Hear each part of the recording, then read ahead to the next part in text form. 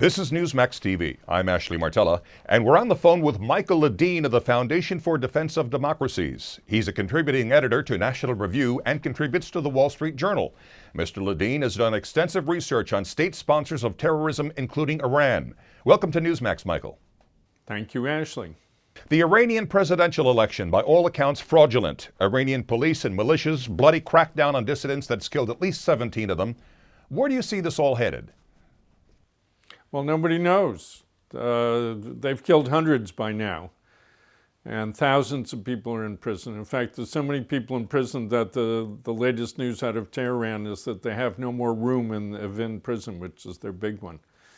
It does seem like the people are so furious, so angry, both with the electoral fraud and now with the repression, that it's hard to imagine this going away anytime in the near future, whether it'll be big demonstrations, whether it'll be small-scale demonstrations or protests or strikes or general strikes. Nobody really can tell. It depends. Michael, can Iran continue to operate as an oppressive police state, or will those repeated demonstrations you mentioned eventually change some things there?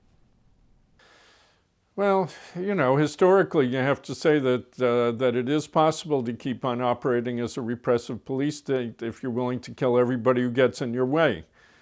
In Iran, the numbers are really violently against the regime because out of the 65 or 70 million Iranians, there's probably 50 or 55 that don't like the regime, and they've shown in the last couple of weeks that they are actually willing to take the chance and put their lives on the line. Under those circumstances, it's unlikely the regime will survive. So it's really a contest of will at this point. All right, President Obama says talks are still possible with Iran over its nuclear ambitions. Do you agree with him?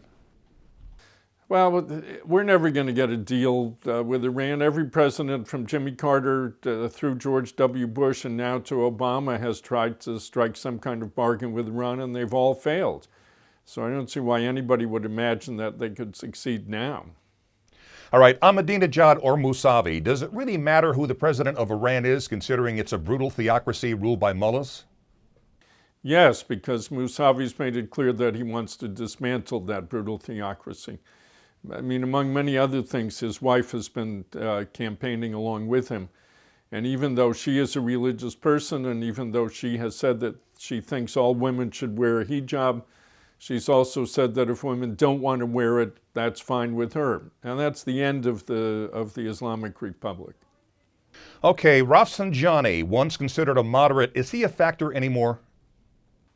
You bet he's a factor. He is said to have gone around and organized the senior ayatollahs to tell the regime that it has to change. How much of a threat is Iran to the United States, would you say, Michael? It's a huge threat. Iran's been at war with the United States for 30 years, and the Iranians have been killing Americans all over the world all that time. And they are killing Americans in Iraq and Afghanistan and elsewhere as we speak. So it's a big threat. It's declared itself a threat. It has said that it wants to destroy us. How much of a threat is Iran to Israel? They've said that as soon as they get a nuclear weapon, they're going to test it on Israel. So that's a pretty big threat. Do you expect the Israelis to eventually bomb Iran's nuclear facilities? I expect the Israelis to eventually attack the Iranian nuclear facilities if the rest of the world doesn't find some other way to do it. Whether they will bomb it or not, I can't tell. There are a lot of ways to do it. Okay, if you were giving President Obama advice about Iran, what would you tell him? Support the Iranian people. Say publicly that all these people have not died in vain and that Iran must be free, and then support them. Bring down the Iranian regime. Do you think he's not done enough so far in this area? Hasn't done anything. Hasn't done anything to help the Iranian people. He's been dragged kicking and screaming to the point where he's finally condemned the repression, but that's it. Michael Ledeen of the Foundation for Defense of Democracies, thanks so much for sharing your insight with us here at Newsmax. Thanks, Ashley. And thank you for watching Newsmax TV.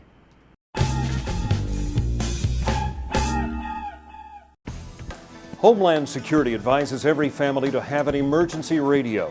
It's essential for severe weather, power failures, even terrorism. Now Newsmax is offering you an emergency radio absolutely free. Just pay shipping and get the radio, plus a free trial subscription to Newsmax magazine. Go online to Newsmax.com to check out the details of this great offer. Get your free emergency radio today. Just call 800 Newsmax. Make sure your family is protected. Call now, 800 Newsmax.